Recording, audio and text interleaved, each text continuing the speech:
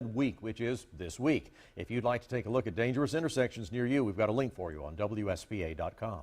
The Highway Patrol is investigating this deadly wreck. It happened around 1:45 this afternoon on Business 85 northbound near mile marker 9. You can see in the video here a vehicle was flipped over on its side on the road there. No word from troopers yet on what caused this accident. In Greenville, crews have just finished paving and striping the bridge on Woodland Way. That bridge near Cleveland Park by the Reedy River is now open to traffic. The bridge has been closed for almost a year after a wood support was damaged by spring flooding. New tonight at 5, NASCAR driver Tony Stewart is facing a wrongful death lawsuit. It stems from this crash in upstate New York last year. You'll remember Stewart struck and killed driver Kevin Ward Jr.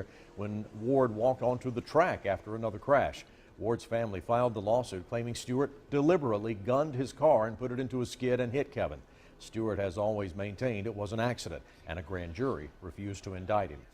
In Anderson County, the mother of a missing 1-year-old child waived her court appearance today on child neglect charges. Kiara Sullivan's attorney appeared on her behalf. Wright disappeared from a Pendleton apartment complex on Cherry Street just about 2 months ago now. Sullivan was arrested last month after deputies say they found drugs in her system and her 3-year-olds. Police in Anderson need your help finding a missing woman. This is 17-year-old Usala Mujid. They say she was last seen June 5th and has not had contact with friends or family. They say she does not know many people in the Anderson area and could be headed to Augusta, Georgia, where her family used to live. If you know where she is, you can get in touch with Anderson Police at 864-260-4444. Greenville County deputies say one of their most wanted suspects was arrested earlier this week. They say this person, Sean Farrow, was taken into custody in Norcross, Georgia on Tuesday night. He faces charges of strong armed robbery and assault and battery after a woman was found beaten inside a home on Worley Road back in June of 2006. Deputies worked with other deputies in Gwinnett County in Georgia to find Farrow at a hotel in Norcross. Farrow is awaiting extradition back to Greenville County. 4 people killed, 2 of them were teenage girls, and the sheriff says it was their dad's fault. You might remember this video from last month when the killings happened in Orangeburg. Now the sheriff says Christopher Wright is to blame because of his lifestyle choices. The sheriff also says Wright probably knows the killer but won't tell deputies. Wright and another man both face a number of charges, although none are related to the killings. Governor Nikki Haley was in Atlanta today for a conservative website's annual gathering. The blog RedState.com held its Red State Gathering. The event is chaired by the blog's Eric Erickson and brings together influential conservatives and some GOP presidential candidates like Chris Christie, Bobby Jindal, and Rick Perry. Also there today from the Palmetto State were former Republican U.S. Senator Jim DeMint and his successor, current U.S. Senator Tim Scott. In our coverage of Campaign 2016, some candidates featured in last night's GOP debate are in the upstate today. Former Arkansas Governor Mike Huckabee was in Greenville this afternoon, speaking with area pastors at North Greenville University and later to families of homeschoolers at Stax. He spoke about education and also took questions from folks in the crowd. Huckabee was asked about trying to stand out in such a large field of GOP challengers. And I think the way that I approach it is that I want to be able to get the slot because I play the best game, not because I broke the legs of the other people who are wanting to be quarterback. And I'm hoping that that's the way the process plays out, that we don't end up having this vicious, angry, vitriolic battle among ourselves, because I think that's detrimental. To continue that football analogy, Huckabee will attend a huddle tonight with the Greenville County Republican Party at their headquarters on Wade Hampton Boulevard. Well, Kentucky Senator Rand Paul is also in the upstate this afternoon. Paul is in Spartanburg today at the Chapman Cultural Center. He's the featured speaker at the Palladian Views Bridging the Gap series. Paul is also scheduled to make appearances in Lawrence and Columbia later on today. The first Republican presidential debates are in the books, a lively affair in Cleveland involving the top 10 GOP candidates. Well, frontrunner Donald Trump made news right off the bat last night by not ruling out a third-party run if he doesn't win the GOP nomination. Rand Paul mixed it up with New Jersey Governor Chris Christie over privacy and warrants. Earlier in the evening, a debate featuring the other 7 candidates was held. 2 of those candidates stood out, Carly Fiorina and Ohio Governor John Kasich, who took a more moderate tone. Actually, I'm really happy that I can relax for a little bit now and watch others. I was pleased to have the opportunity tonight, and I think I took advantage of it. I don't have to agree with everybody to like them, you know, or to respect them or to care about them. Cleveland will also be the site of the Republican National Convention next summer. Remember, during campaign 2016, we are taking your questions, the ones you want answered, straight to the candidates. Email your questions to voter@WSPA.com, or you can post them to our Facebook page. Some of you reached out to us wanting to know what all of these fish are doing dead in a Spartanburg creek. A viewer sent this picture to us showing dozens of dead fish in Lawson's Fork Creek near Cottonwood Trail. We checked with DHEC and it tells us that dissolved oxygen is likely to blame. DHEC says that's a common problem that usually happens during these warmer months.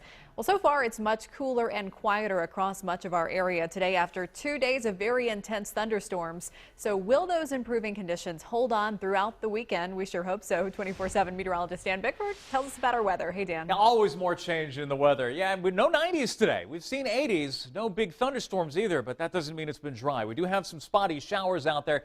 The worst these are going to do are produce some brief downpours. We're going to see some of that around the Lake Hartwell area towards Anderson. Also got a few stray showers in the northern Abbeville County, also central Pickens County. Everything is generally moving to the south-southeast at this particular point in time. Also a stray shower up around Chesney. We're seeing a few more showers, especially in the foothills of western North Carolina. Just a couple sprinkles in the mountains. All of this on the backside of an area of low pressure that's moving away. As it moves away, drier air settles in for the weekend. Show you what that means for our temperatures in the 5-zone forecast coming up. All right, Dan, thank you. It has been 15 years tomorrow since this Civil War relic was recovered off the South Carolina coast. I'll have an update for you on the process of preserving the Hunley and trying to unlock the secrets it still possesses.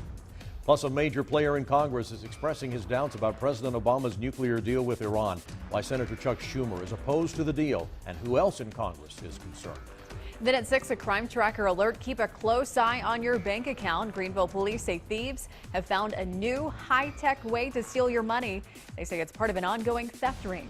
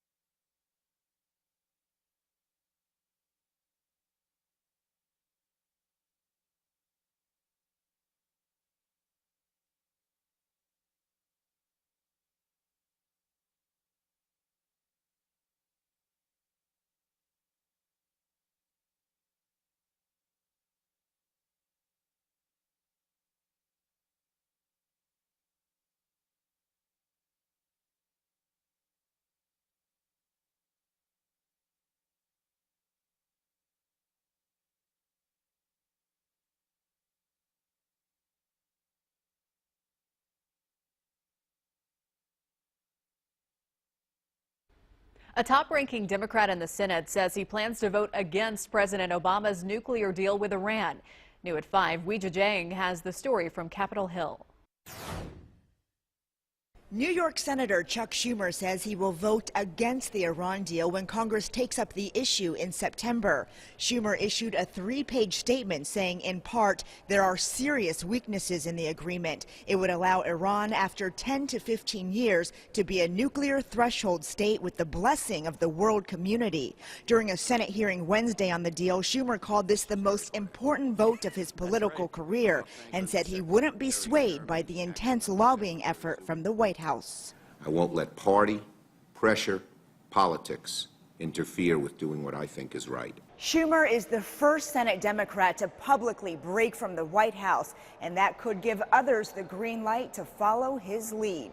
The president has promised a presidential veto if Congress rejects the deal, and at this point, Republicans don't have enough Democrats in their corner to override that veto. We'll be able to mobilize a substantial majority of Democrats in both the House and the Senate in support of the deal and, if necessary, to sustain the president's veto. The top 2 Democrats on the House Foreign Affairs Committee have now said they, too, will oppose the deal. New York Congressman Eliot Engel announced his opposition Thursday, and Brad Sherman of California joined him Friday morning. Weijia Jiang, CBS News, Capitol Hill. On the same day, Senator Schumer announced he will oppose the deal. New York's junior Senator Kirsten Gillibrand announced she will reluctantly support that deal. 4 people are dead following a wrong-way crash on Interstate 30 in Texas. Authorities say a car traveling eastbound in a westbound lane collided with an SUV in Hunt County, northeast of Dallas, early this morning. The SUV burst into flames. A big rig trying to avoid the scene then hit the crashed vehicles. The wrong-way driver and 3 teenagers in the SUV were killed. Now I want to bring you up to date tonight on one of South Carolina's biggest stories, the Confederate submarine H.L. Hunley, which was recovered off the coast of Charleston 15 years ago tomorrow. On February 17, 1864, during the Civil War, the Hunley torpedoed the Union blockade ship Housatonic and became the first sub to sink an enemy ship. The Hunley and her crew never made it back to port until the year 2000. 15 years later, the sub is still being studied and preserved. It took 136 years for the Hunley and her crew to make it home. August 8, 2000, at last it happened. I reported live that day from Fort Moultrie near Charleston. One lady I spoke with said she was so excited about this moment. She didn't sleep at all last night, that she just had to get here, get a good spot, and be part of this history. The Hunley was brought up the Cooper River to a lab at a former Navy base in North Charleston. The sub contained the remains of an 8-man crew. The crew's funeral 4 years later attracted some 10,000 Civil War reenactors.